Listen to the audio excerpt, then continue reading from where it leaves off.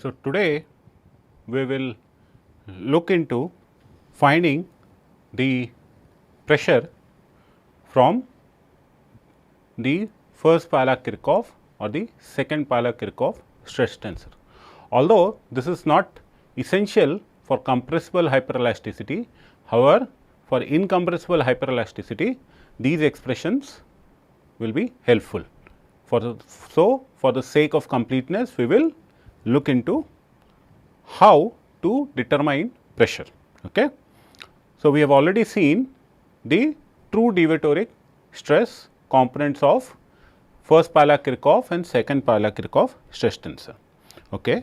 So, now to determine the hydrostatic pressure P, we have to start from taking the double contraction, say for example, of the first Pavlov-Kirchhoff stress tensor with the deformation gradient tensor or the second Pavlov-Kirchhoff stress tensor with the right Cauchy green tensor C. Okay. So, the decomposition of the first Pavlov-Kirchhoff stress tensor is given by P equal to the deviatoric part P dash plus P into I F inverse transpose. Okay. So, this should be J. Okay.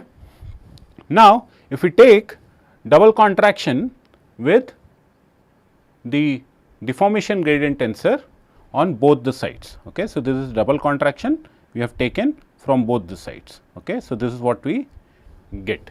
Okay. Now, we already have shown that P dash. Okay. So, the deviatoric part of the first Pavlov-Kirchhoff stress tensor when double contracted with the deformation gradient tensor is equal to 0. Okay. And then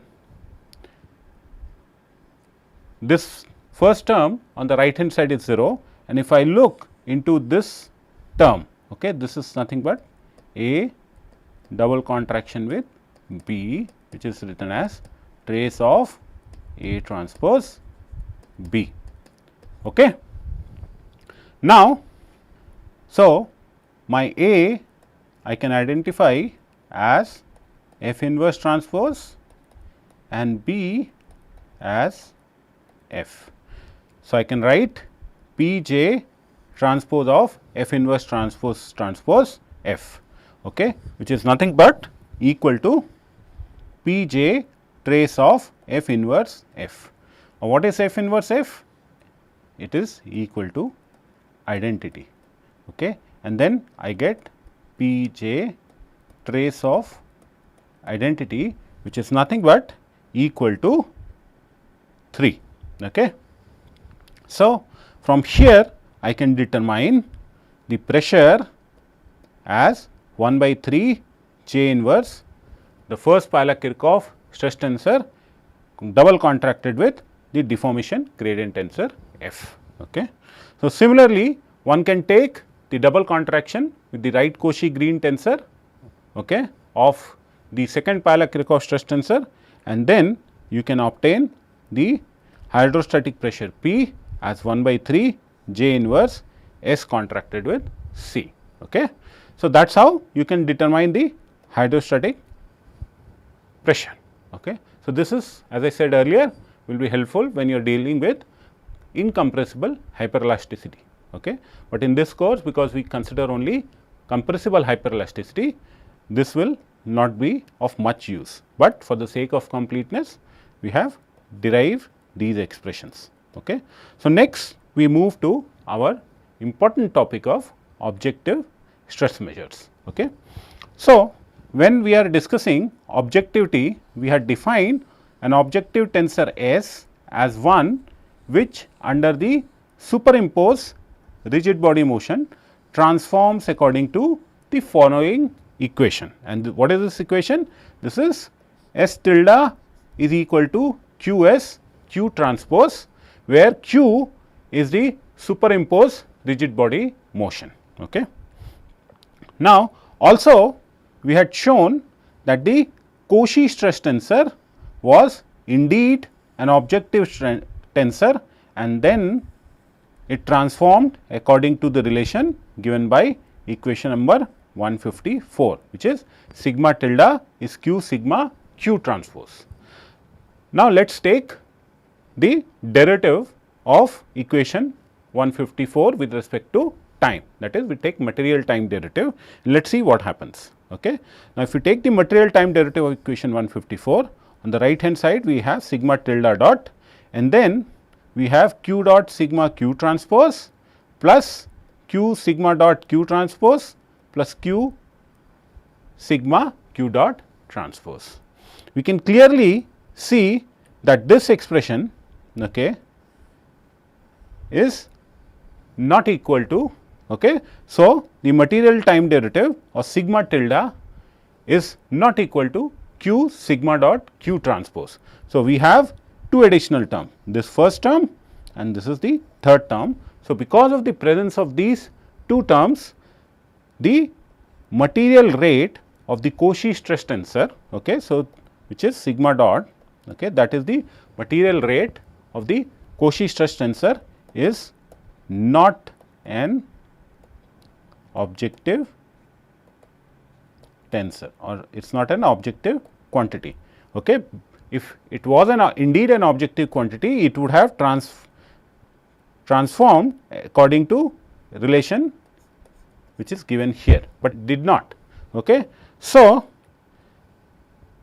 Cauchy stress tensor is an objective tensor, however, its rate is not an objective tensor. Okay. And now, this has consequence when we are dealing with rate dependent materials. Okay.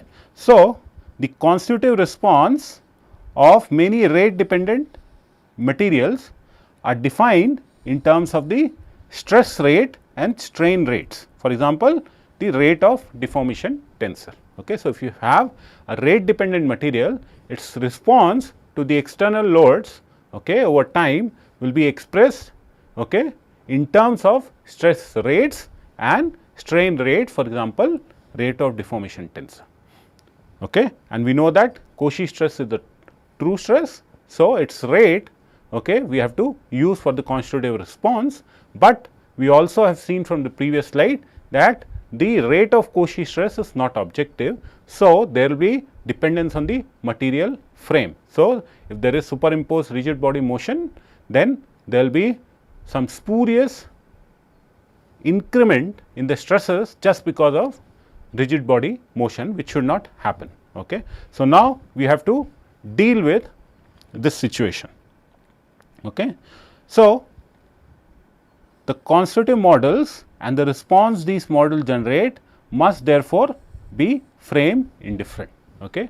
So, whatever response we are getting for these rate dependent materials, they must be frame indifferent, they should not depend on the frame. So, what to do, which means that stress rates should not depend on the frame of reference. Okay. So, since the response has to be frame indifferent, therefore, the stress rates that we should use should also not depend on the frame of reference, or they should also be frame indifferent. Okay. That is what I have written here, that the stress rates should be frame indifferent. Okay. So, it is essential. So, when stress rates are frame indifferent, this means that stress rates have to be objective. So, consequence of this is our stress rates that we use in the constitutive response, they should be objective. Okay. And it is essential that we derive stress rate measures that are objective. Okay. So, our stress rate that we have seen here, the rate of Cauchy stress is not objective, therefore, we should come up with some stress rates which are objective. Okay. And important point to note here is that the stress and strain measures are material quantities. Okay. If your stress and strain measures are material quantities, then the objectivity is automatically satisfied. That we saw that the second Piola-Kirchhoff stress tensor and the Green-Lagrange strain tensor S and E were indeed objective. Okay. So, we had seen that S tilde was equal to S and E tilde came out to be same as E. Okay. So, they are indifferent to the rigid body, superimposed rigid body motion. Okay. And then these stress and strain measures will be energy conjugate. However, if the quantities are spatial, okay. Now, if the strain and stress measures that you use are spatial quantities like Cauchy stress, okay, and the rate of deformation tensor, then the objectivity of the stress rate is not guaranteed. Okay. Even if the strain rate is objective, which means for an R case D, for example, was an objective quantity. Okay. So, D tilde was Q D Q transpose. Okay. So, the strain rate is objective, but we know that the Cauchy rate of Cauchy stress is not objective. Okay. And we also know that the Cauchy stress is work conjugate with the rate of deformation tensor. So, we now have to come up with some stress rate measure which are objective, so that we do not have any effect or any increment in the stress when there is only superimposed rigid body motion. Okay.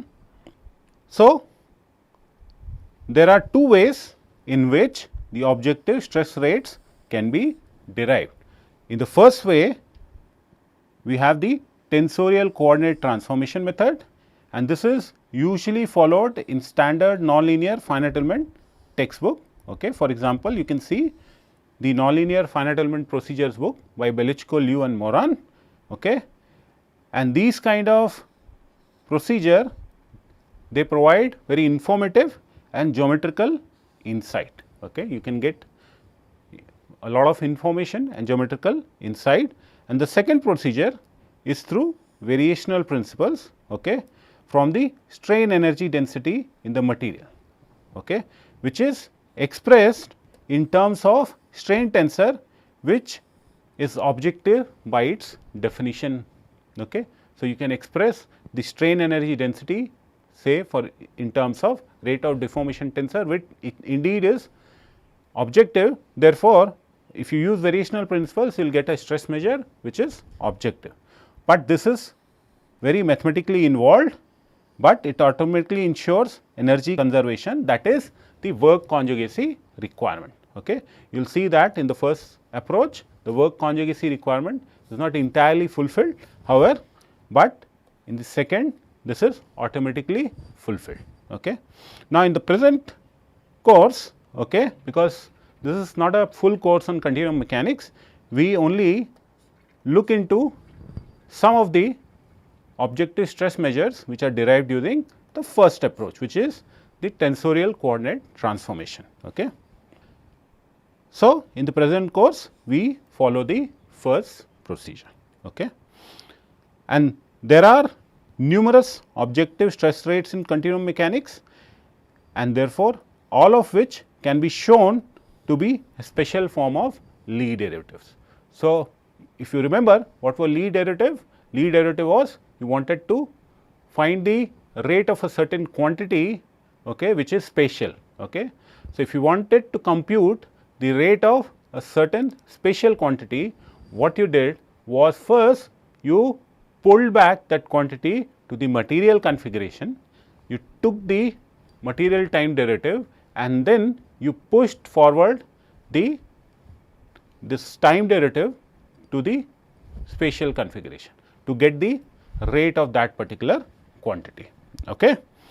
So, if you remember, the rate of deformation tensor was nothing but you pulled back the Euler-Allemandsi strain tensor to the material configuration, where it became the Green-Lagrange strain tensor. You took the material time derivative and then you pushed it back to the spatial configuration to get the rate of deformation tensor. Okay. So, all these objective stress rates, okay, can be shown as a special form of Lie derivatives, and in this course we just go very superficially, we do not go much deeper, because this is much more applied course. Okay. So, some of the most widely used objective stress measures are the Truesdell stress rate, the Alderoid stress rate, the convective stress rate, Green-Nagdi stress rate and Zaremba-Zoman stress rate. Okay. So, some of these stress rate, for example, Green-Nagdi and Zaremba-Zoman stress rates are used in commercial finite element packages, and towards the end of this lecture we will briefly touch upon the some of the recent studies which have been done on these stress measures and certain suggestions that people have been recommending for last say 5-6 years. Okay. So, first we look into what is called the Truesdell stress rate. Now, the Truesdell stress rate is the most simplest of all the objective stress rates, and it is based on the fact that the second Piola-Kirchhoff stress tensor is independent of any rigid body motion, which means S tilde is equal to S. This we had already shown when we were discussing the effect of superimposed rigid body motion on the second Piola-Kirchhoff stress tensor, and we ensured that S tilde will come out to be equal to S. Okay. Now, this stress rate is denoted by sigma, and there is a superscript with a small circle, let us say sigma 0. Okay. And it is defined in terms of the Piola transformation of the time derivative of second Piola-Kirchhoff stress tensor as sigma 0 is J inverse push forward of the material time derivative of the second Piola-Kirchhoff stress tensor. Okay. So, we already had studied the Piola transformation of the Green-Lagrange, I mean this second Piola-Kirchhoff stress tensor. So, the Truesdell stress rate is defined as the Piola transformation of the time derivative of second Piola-Kirchhoff stress tensor, and this is how it is defined. Okay. So, this means S dot is the material time derivative of the second Piola-Kirchhoff stress tensor, and then we know that S is equal to, so this is your second Piola-Kirchhoff stress tensor, and this you can write in terms of the Cauchy stress tensor, which is J F inverse sigma F inverse transpose. Okay. And then the push forward, so this push forward operation will be nothing but the term in the bracket is pre multiplied by the deformation gradient tensor and post multiplied by the transpose of the deformation gradient tensor. Okay. Now, let us see what does this expression give. Let us simplify this, okay, and see what expression for sigma 0 or the Truesdell stress rate we end up with. Okay. So, now if you take the material time derivative, okay, of the terms inside the brackets. Okay. So, what we get? We get J inverse F and then J dot F inverse sigma F inverse transpose, that is because the term inside the bracket had 4 terms, okay, 1, 2, 3, 4. Okay. So, first J dot F inverse sigma F inverse transpose, then J F dot inverse sigma F inverse transpose plus J F inverse sigma dot F inverse transpose plus J F inverse sigma F dot inverse transpose and then multiplied by F transpose. Okay. Now, let us simplify it further. Okay. Now, I can take F inside the bracket and F transpose also inside the bracket. Okay. So, this I get J dot F F inverse sigma F inverse transpose, then you have the similarly you have the second term, third term and the fourth term. Now, I know that F F inverse is identity, and if I take transpose of this, I get F inverse transpose F transpose also as identity. Okay. So, I can see here I have one F inverse, okay, and I have F inverse transpose F transpose. Okay. So, I have F inverse transpose F transpose, I have F inverse transpose F transpose, I have F inverse. Okay. So, there are total of 6 terms which I can make identity. Okay. So, I put identity in this circle terms, and then what I get as the Truesdell rate is equal to J inverse J dot sigma plus J F dot inverse sigma plus J sigma dot plus J sigma F dot inverse transpose F transpose. Okay. Now, let us see whether we can simplify it bit further. So, we know from our discussion on the material time derivative of the Jacobian that we can show that the material time derivative of the Jacobian is nothing but equal to J times trace of the velocity gradient tensor L. Okay. So, if this is the case, then I can write this J dot here as J times trace of velocity gradient times sigma, and the other 3 terms remain same. Now, I have J inverse outside the bracket and I have J in each of the 4 terms which are inside the bracket. So, I can just multiply by J inverse on all the terms which are inside the bracket. Okay. So, moving the Jacobian inside the bracket will give me the Truesdell rate as trace of velocity gradient times sigma plus F dot inverse sigma plus sigma dot sigma F dot inverse transpose F transpose. Okay. Now, this third term here is the rate of Cauchy stress, okay, which is not objective. Okay. And till now I have still not shown that Truesdell rate is objective. Okay. We are first deriving the expression for Truesdell rate, and then later on we will show that it is indeed on an objective tensor. Okay. So, now what we do, okay, we can compute the material time derivative of F inverse. Okay. How can you compute? We know that F inverse is identity. So, if I take the material time derivative on both the sides, okay, what I can do is the material time derivative of F inverse is the material time derivative of identity, which is nothing but equal to 0, and then I can write. So, the left hand side is F dot F inverse plus F dot inverse equal to 0. Okay. Now, I can use the fact that the material time derivative of F, which is F dot, is related to the velocity gradient tensor L as F dot equal to LF. Okay.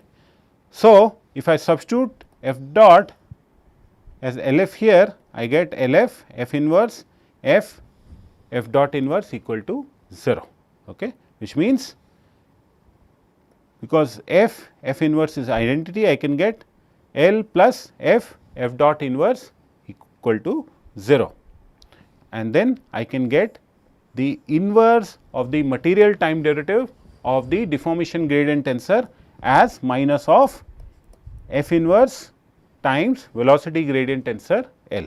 So, this now I can substitute.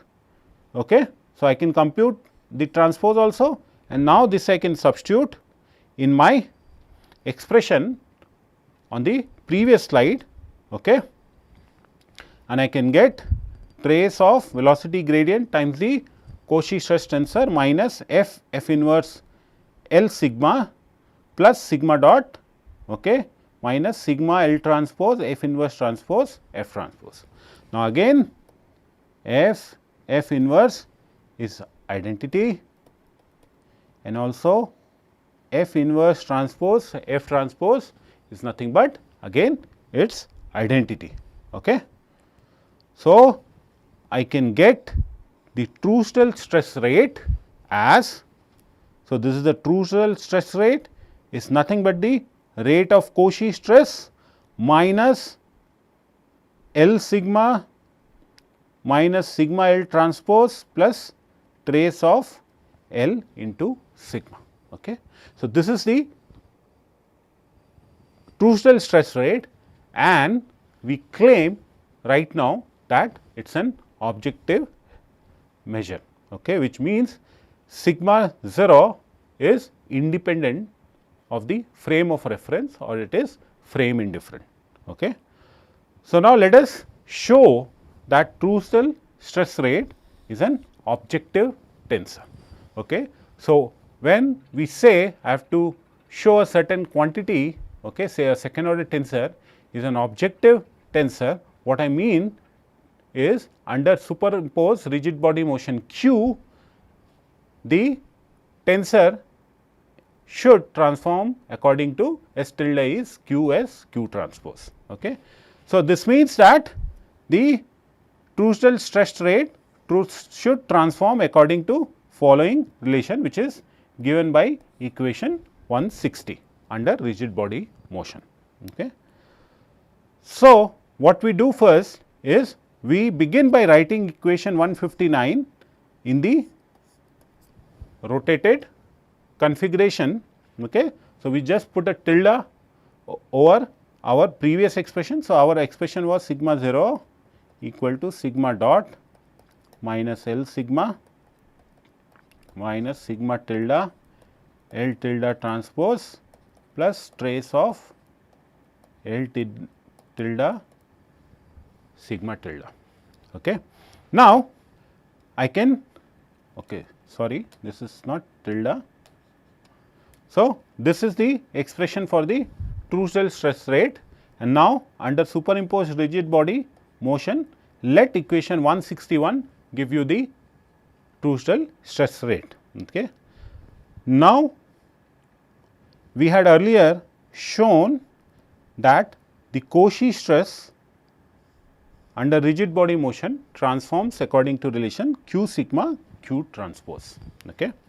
And remember, Q is orthogonal, which means Q Q transpose equal to identity, or Q transpose Q is equal to identity. Okay.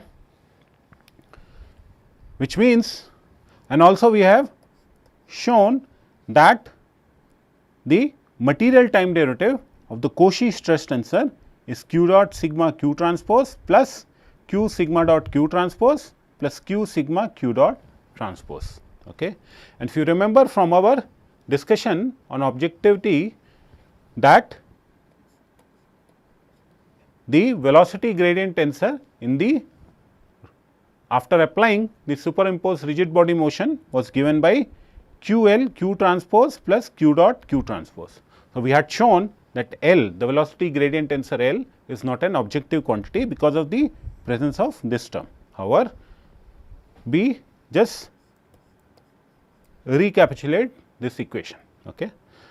Now, if you see all these equations 162, 163, 164, we can just substitute the left hand side in terms of the right hand side in equation 161. Okay. And that is what we are going to do. Okay. So, L tilde transpose, just take the transpose of this, and now we have to just substitute all these 4 here. Okay. So, not to cause the clutter of writing a very long expression, let us first calculate L tilde sigma tilde. Okay. So, L tilde is Q L Q transpose plus Q dot Q transpose into sigma tilde is Q sigma Q transpose. Now, I can open up the bracket. Okay. I can take Q sigma Q transpose inside the bracket and multiply by both the terms, and I get Q L Q transpose Q sigma Q transpose plus Q dot Q transpose Q sigma Q transpose. Okay. And I know that Q transpose Q is identity, because Q is an objective tensor. Therefore, this quantity over here is equal to identity. Okay. And then I get L tilde sigma tilde as q L q transpose plus q dot sigma q transpose. Okay. Similarly, I can compute sigma tilde L tilde transpose, which is q sigma q transpose plus q L transpose q transpose plus q q dot transpose. Okay. If we simplify, what we get?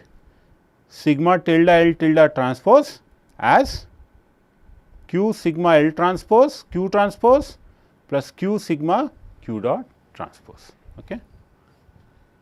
Once we have this, and also just to mention that trace of L, it is a scalar quantity. Therefore, trace of L will be same as trace of L tilde, because trace of L itself is a scalar quantity and scalar quantities have no effect of rigid body motion. Therefore, superimpose rigid body motion. So, trace of L will be same as trace of sigma tilde. Okay. So, if we substitute equation 166 and 167 in equation 161, what we get? So, this is your equation 161. So, this implies that the trucial stress rate after rigid body, superimposed rigid body motion will be q dot sigma q transpose plus q sigma dot q transpose plus q sigma q dot transpose minus q L sigma q transpose minus q dot sigma q transpose minus q sigma L transpose q transpose minus q sigma q dot transpose plus trace of L sigma tilde, where I have used the fact that trace of L is same as trace of L tilde, because it is a scalar quantity. Okay. And now, we notice that this term cancels out with this term. Okay. So, this is a positive, this is a negative term. So, these two terms cancel out, and the third term and this term over here, they also cancel out. Okay. So, these 4 terms cancel out, and what I am left with is the trucial stress rate after superimposed rigid body motion is given by q sigma dot q transpose minus q L sigma q transpose minus q sigma L transpose q transpose plus trace of L, and sigma tilde is q sigma q transpose. Okay. Now, if I look closely on the left hand side, I always have q. Okay. The leftmost term on each subterm is q, and the rightmost term, okay, in each subterm is q transpose. Okay. So, I can take q outside the bracket, okay, from all the terms on the left hand side, and this q transpose I can take out from the right hand side, and what I get? I get the trucial stress rate after superimposed rigid body motion as q times sigma dot minus L sigma minus sigma L transpose plus trace of L sigma into q transpose. And I can immediately identify that this term inside the bracket, okay, is nothing but the trucial stress rate, okay, before the superimposed rigid body motions were applied.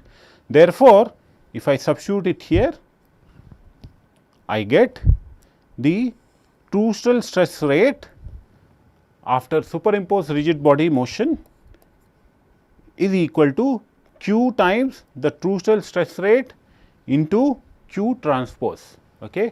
And we see that this relation is the relation which has to be satisfied by any second order tensor, which has to be an objective tensor. Therefore, we can say now that the trucial stress rate is an objective tensor. Okay.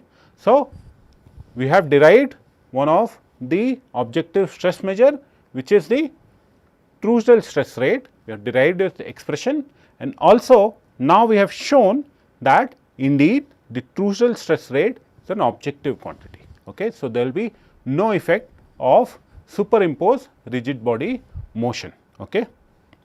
So, now we will look into some more details about the Truesdell stress rate tensor. So, the Truesdell stress rate tensor can be interpreted in terms of the Lie derivative of the Kirchhoff stress. Okay. So, Kirchhoff stress is tau. Okay. Now, the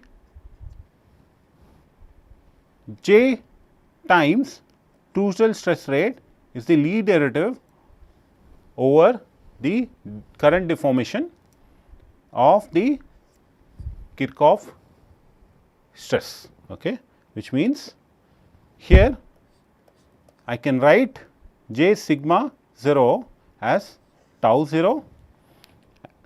Therefore, tau 0 is the Lie derivative of the Kirchhoff stress tau, okay, where this Lie derivative explicitly is carried out like this. Okay. Tau 0 is push forward of the material time derivative of the pullback of the Kirchhoff stress tensor.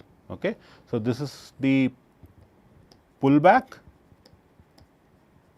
this is the material time derivative,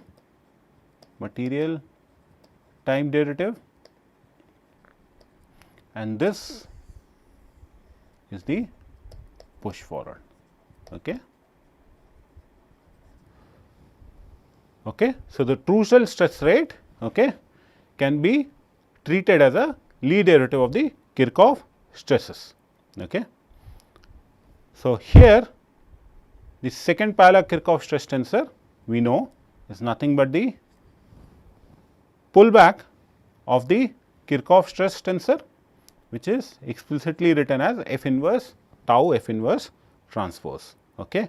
Now, if I can put it here, I can put this here, and then tau 0 is the push forward of the material time derivative of the second parallel Kirchhoff stress tensor, explicitly F S dot F transpose. Okay.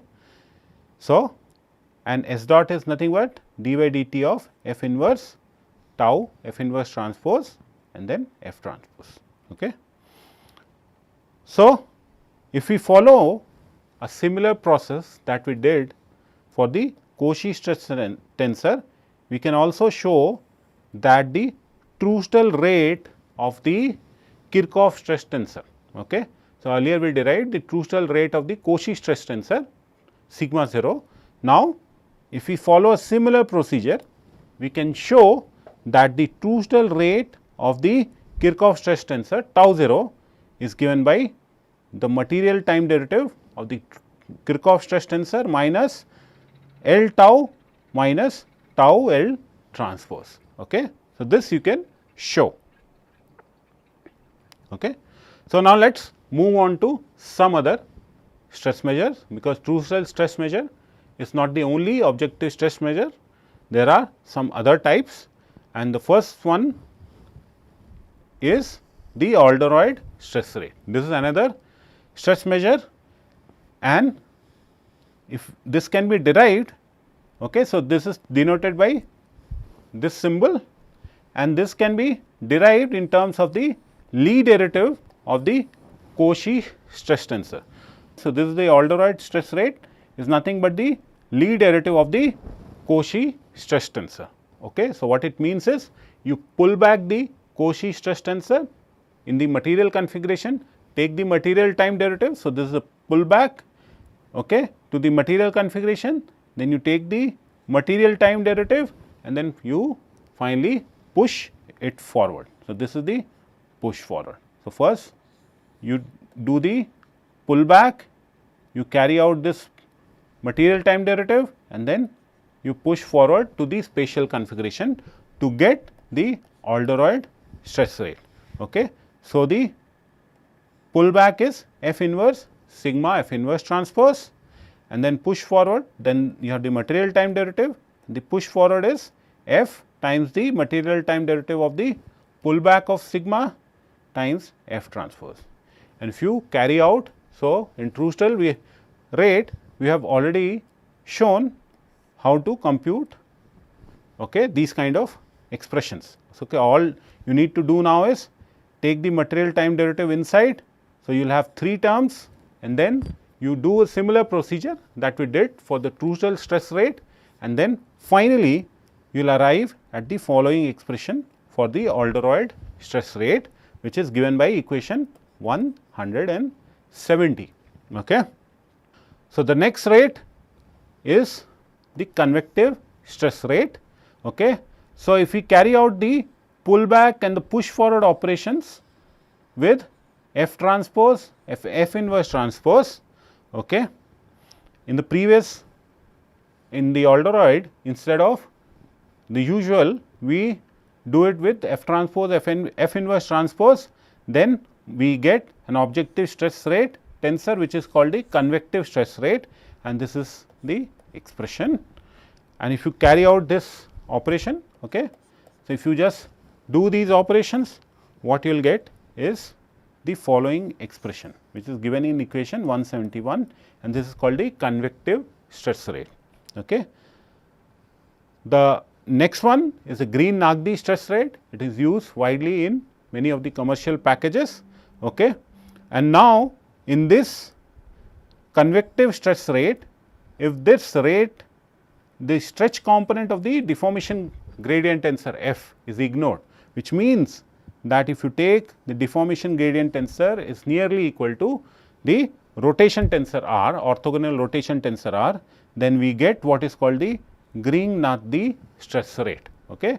So, in Green-Nagdi stress rate, the pullback and the push forward operations are performed using the rotation tensor R. Okay. So, here F is taken as R, therefore, F inverse is R inverse, which is nothing but R transpose, and F inverse transpose will be nothing but R. Okay. So, F inverse transpose gets replaced by R, F inverse gets replaced by R transpose, and F transpose is R transpose and F is R. Okay. So, that is what we have. So, in the convective stress rate, if you have, I mean, instead of going with the pull back and push forward by F transpose, F inverse transpose, we take the pull back and the push forward using the rotation tensor R, then what we get is the Green-Nagdi stress rate, which is shown in equation 172. And if you do the simplification, this is left as a trivial exercise. I mean, you just have to take the carry out the derivatives and put it there. You get the Green-Nagdi stress rate as sigma dot plus sigma R dot R transpose minus R dot R transpose sigma. Okay. This is called the Green-Nagdi stress rate. And the another and the last one that we consider in this course is the Zaremba-Zollman stress rate. This again is used in many commercial packages. Okay. So, here what you do, if in the Green-Nagdi stress rate the antisymmetric tensor is approximated by the spin tensor W. Okay. So, we had shown that omega is R dot R transpose. Okay. If omega was R dot R transpose, okay, you can see R dot R transpose you have, and under special condition we had derived that under rigid body motion omega is same as R dot R transpose. This we had derived when we were discussing why omega is called the spin tensor. Okay. If you recall that, then omega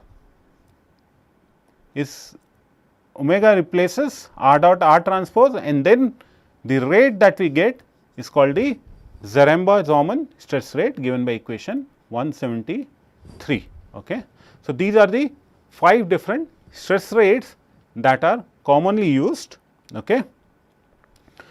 Now, the important point to note again is that irrespective of the approximations made to derive the Green-Nagdi or the Zaremba-Zollman stress rate, that is equation 172 and 173, both will remain objective even when these approximations do not apply. In Green-Nagdi we had F was nearly equal to R, and in the second one we approximated omega as R dot R transpose. Okay. If you remember, we derived omega equal to R dot R transpose only when we considered that there is rigid body motion. if there was no rigid body motion, there were some extra terms after r dot r transpose. So, here what we have taken is omega is r dot r transpose. So, both these approximations, even if they do not apply, even then the Green-Nagdi stress rate and the Zaremba-Zoman stress rate will remain objective, okay, and this you can show. Okay. So, now let us show that the Zaremba-Zoman stress rate is objective, okay, and now I will not detail out the expressions, okay, but I will give you the steps and you can carry out these operations and get the desired result. So, what we want to show is the Zaremba-Zoman stress rate after the superimposed rigid body motion is given by q times the Zoman stress rate times q transpose. Okay. So, how do we show? The first step is you express the Zaremba-Zoman stress rate by following expression. Okay. So, what you do? You just take the expression for Zaremba-Zoman and just put a tilde over each term. Okay. Once you have this, the first term sigma tilde dot, okay, we already have derived. Okay. This is the material rate of the Cauchy stress tensor, this we already have derived, and to get omega tilde, okay, omega tilde is 1 by 2 L tilde plus L tilde transpose. Okay.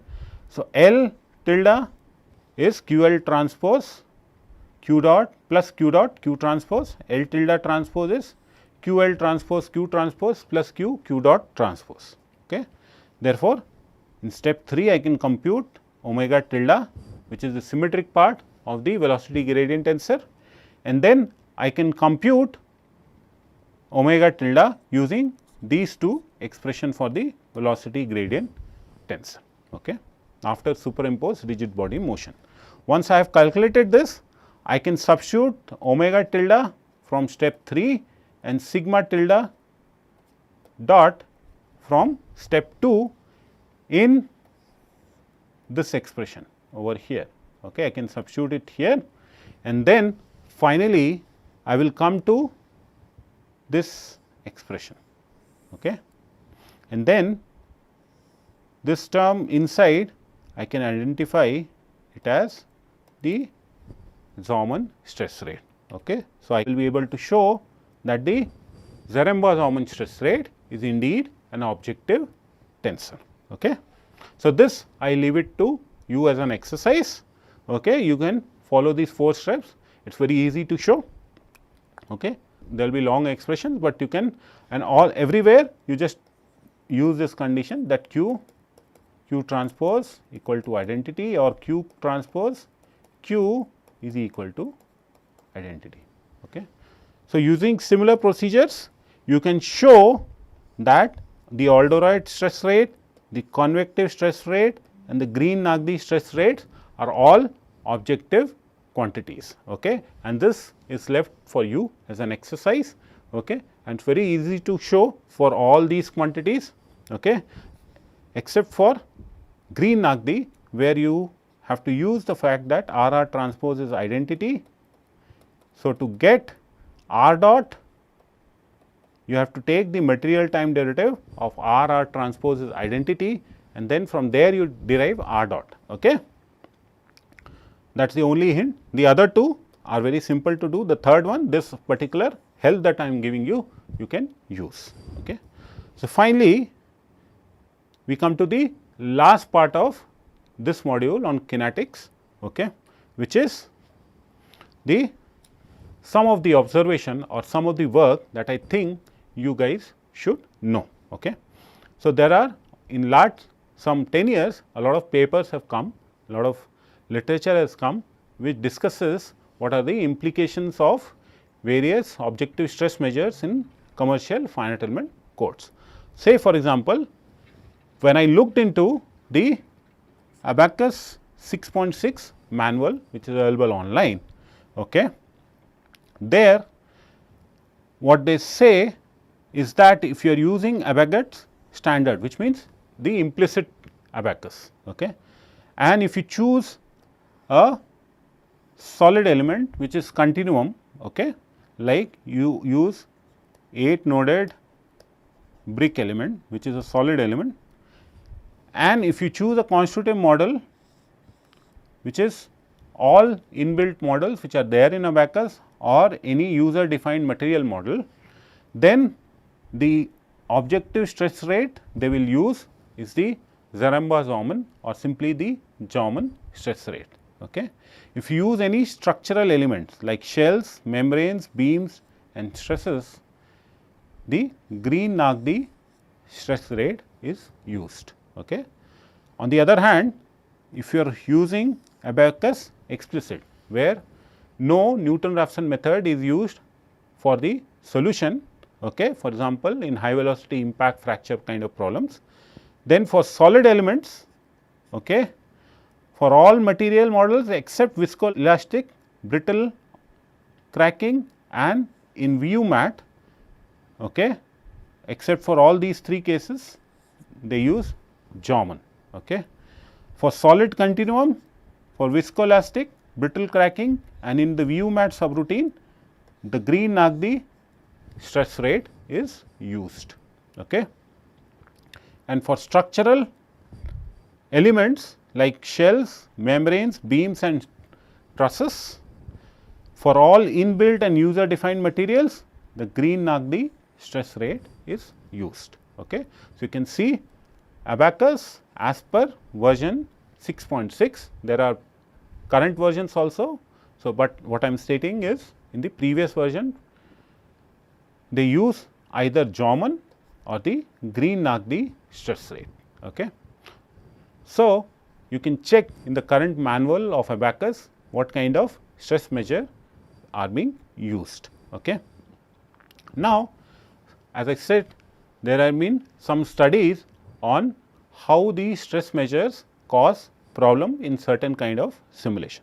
For example, Bazin and co-authors, they studied the work conjugacy error in commercial finite element codes. Okay. They quantified its magnitude, that is the error of work conjugacy, and they suggested ways to compensate for it. Okay. And they through examples have shown that there can be an error of 15 to 28% in the polymeric foam core if you use the some of the inbuilt stress measures which the finite element codes, commercial finite element packages have. Okay. So, they said they expected similar errors in case of highly compressible materials such as metallic and ceramic foams, honeycomb, okay, like bones, wood, carton or different kind of biological tissues.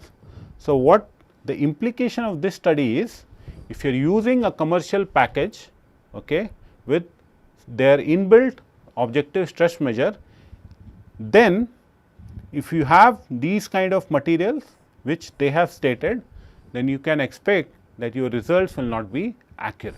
Okay. Even though these stress measures are objective, there will be certain errors, and these errors, if you want to go into more detail, you can read the paper by Bazin. Okay. And recently they have also suggested that the software makers should shift to the Truesdell stress rate. So, instead of using the Zauman, Green-Nagdi stress rates, the software makers should switch to the Truesdell objective stress rate, which is work conjugate with the Green-Lagrange finite strain tensor. Okay. So, that is what they suggest, and through many examples they have shown that what kind of errors you can get. There are more papers by Bazin and co-workers, and you can obviously look into them.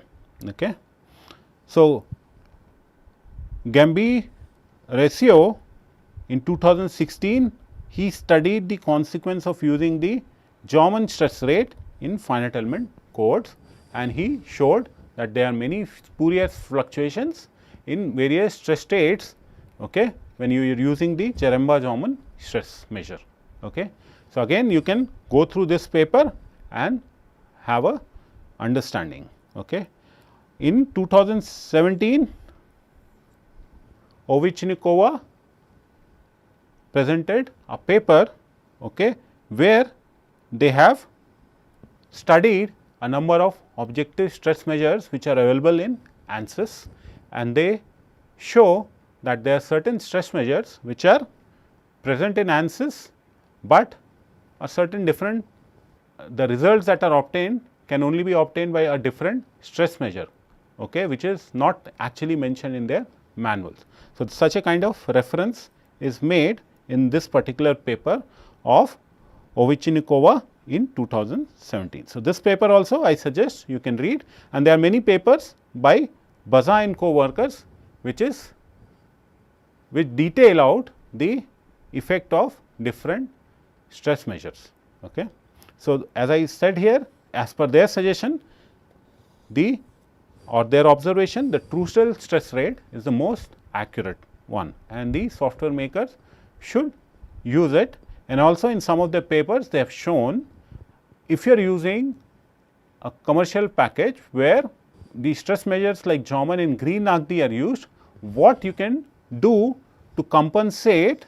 Okay. So, they compensate for the errors that might occur because of these stress measures. Okay. So, with this we come to the end of the theory part of kinetics. Okay. So, next we go to some solved examples and try to wrap it up this module. Okay.